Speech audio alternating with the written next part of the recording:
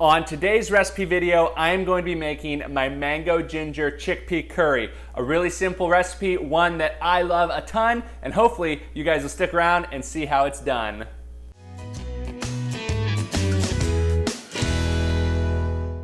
For our mango ginger chickpea curry, we're just going to need a few ingredients, and that is we have two 15-ounce cans of garbanzo beans, chickpeas, and so we're going to be using those. You can also make your own and use your own chickpeas. It's going to be around 3 cups of cooked chickpeas.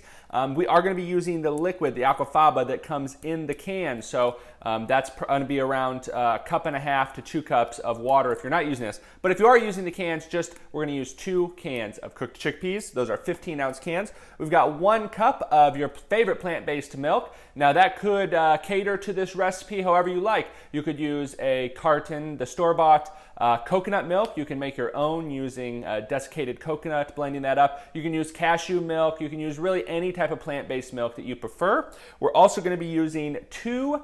We call them honey mangoes. Technically, they're Atulfo mangoes, but 2 of these smaller yellow type mangoes. If you're using the large mango, if that's what you have, you can use 1 of those, and that will work for this recipe. Now, we also have a liquid sweetener. We're going to be using 2 tablespoons of your favorite liquid sweetener. That can be maple syrup, agave, date syrup, really whatever you have that you prefer to use. And then our dry spice mix, that includes 1 teaspoon of garlic powder, onion powder, a teaspoon of crushed red pepper flakes, a teaspoon of coriander, and then a tablespoon of ground ginger and a tablespoon of your favorite curry powder. Now I'm just using the generic Trader Joe's curry powder. I have used Vindaloo curry powders in the past. Really use your favorite curry powder, or if you're just now trying a curry powder, go with a more mild one to start off with.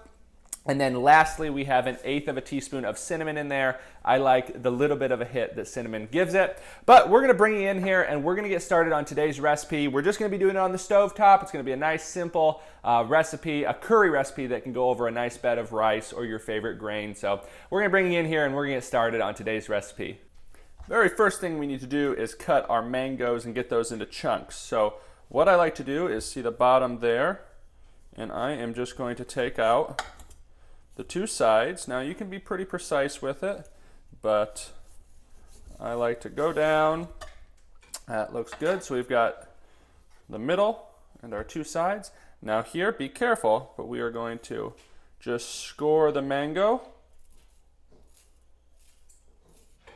and then pop it out just like that, and then we can take our chunks off. You can see we're getting some really good chunks off of that. So now we're going to throw those into our dish and get that taken over to the stovetop, and we'll get started with the rest of our recipe. Okay, to get started on our mango ginger chickpea curry, we are just going to add our ingredients into our stove pot here. We've got our chickpeas. Next we have our plant-based milk. I've got my spices. We've got our liquid sweetener. And then lastly, our mango chunks. Now I like to go in, make sure it's all mixed around. That looks perfect. Now we are going to turn this on a low to medium heat for around 20 to 30 minutes and just let it simmer. And when that's done, we will be back and it will be perfect and ready to go over a nice bed of rice, or really anything you'd like. Our 30-minute timer just went off. It looks like it's been nice and roasting in there. Now we are going to leave it uncovered at a medium heat for another 15 minutes. Let it reduce down a bit. If it needs to go a little bit longer, that's fine. We just want it to be, want this mixture to thicken up a bit. So we're gonna let that go and we'll be back when that's done. Our timer just went off. We've let it been simmering here. Grab this and show you. It's thickened up nicely. That is ready to go on a nice bed of rice, or just to have by itself in a nice bowl. I'm going to get the kitchen cleaned up a little bit. I'll see you guys in just a second.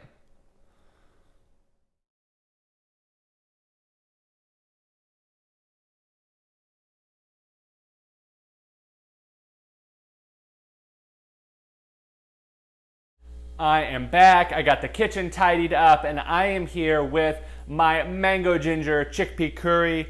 It looks and smells absolutely delicious. I've got to say the kitchen just smells phenomenal. I'm going to go ahead and give it a try. Now this goes great on a bed of rice, quinoa, really whatever grain you want. Fantastic.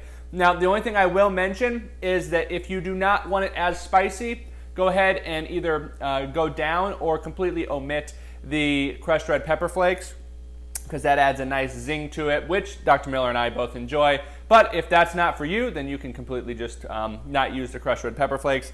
But a great recipe, a warming recipe with all those delicious spices.